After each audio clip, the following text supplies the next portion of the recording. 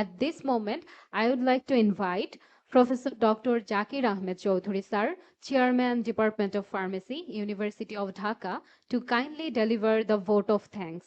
Professor Dr. Zakir Ahmed Chowdhury sir.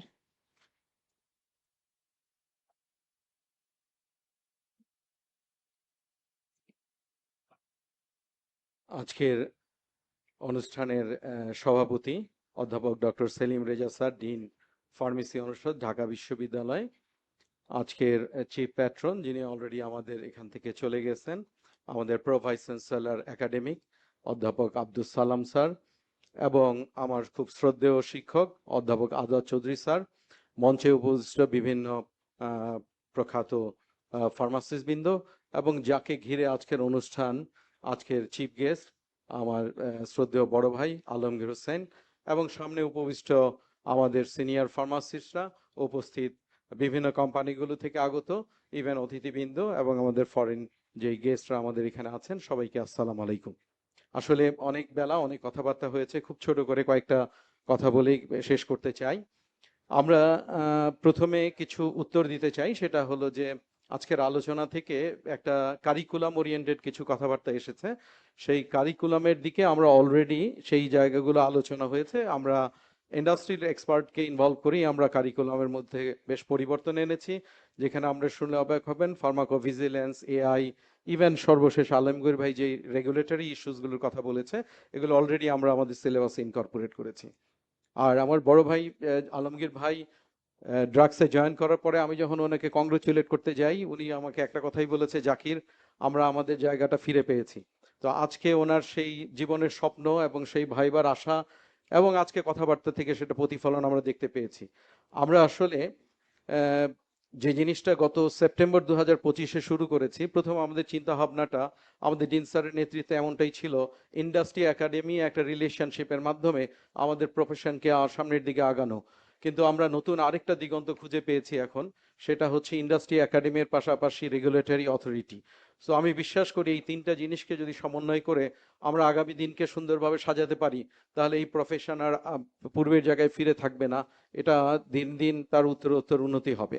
এবং আমরা সেই জায়গায় আমাদের একাডেমি থেকে খুব বেশি দেওয়ার সুযোগ নেই, কিন্তু আমরা এই যে আজকের যে আয়োজন আমাদের সামনে, সেই রকম আমরা সবসময় প্ল্যাটফর্ম দিতে পারবো, যেখানে এসে আপনারা সবাই আপনাদের মনের কথাগুলো বলতে পারবেন, এক্সচেঞ্জ করতে পারবেন। আসলে আমরা আইসোলেটেড ভাবে প্রত্যেকেই ফিল করি আমাদের প্রফেশনাল ডেভেলপমেন্ট, আমাদের ইন্ডাস্ট্রি ডেভেলপমেন্ট, সেটা ইন্ডাস্ট্রির লোকজন ইন্ডাস্ট্রির অংশে চিন্তা ভাবনা হয়, একাডেমির জায়গা থেকে চিন্তা করে, রেগুলেটরি অথরিটির জায়গা থেকে চিন্তা করে। আমি আলমগীর ভাইকে আশ্বস্ত করতে চাই, আমাদের ফার্মেসি ফ্যাকাল্টি সবসময় প্রস্তুত। আপনারা শুধুমাত্র আপনাদের যেখানেই লোকবলের সংকট আছে, আমাদের ইয়াং স্টুডেন্টস আছে, আমাদের একাডেমিক্স আছে, আপনারা এদেরকে নানান কৌশলে ইনভলভ করে আপনারা আগামী দিনের প্রয়োজনগুলোকে মিট করেন। আমি অতি সম্প্রতি একটা কমিটিতে কাজ করার সুযোগ হয়েছে, আমি সেখানে দেখেছি নানান ধরনের অব্যবস্থাপনা। এখানে হয়তো আমাদের মঞ্চে উপস্থিত ডাক্তার মুস্তাফিজ সাহেব আছেন, কিন্তু আসলে আমরা এই প্রফেশনাল জায়গায় বড় একটা অবস্ট্রাকল হচ্ছে ইমব্যালেন্স বা বৈষম্য, যেখানে আমাদের যতটুকু নাম্বার অফ ফার্মাসিস্টের রিপ্রেজেন্টেশন থাকা দরকার সেটা নেই। আমাদের এই সাবজেক্টটা গোড়া থেকেই আসলে ফিজিশিয়ান ডমিনেটেড একটা কমিটি বলেন, রেগুলেশন বডি বলেন, সব জায়গাগুলোতে এই জায়গাগুলোতে একটা ব্যালেন্স থাকা দরকার।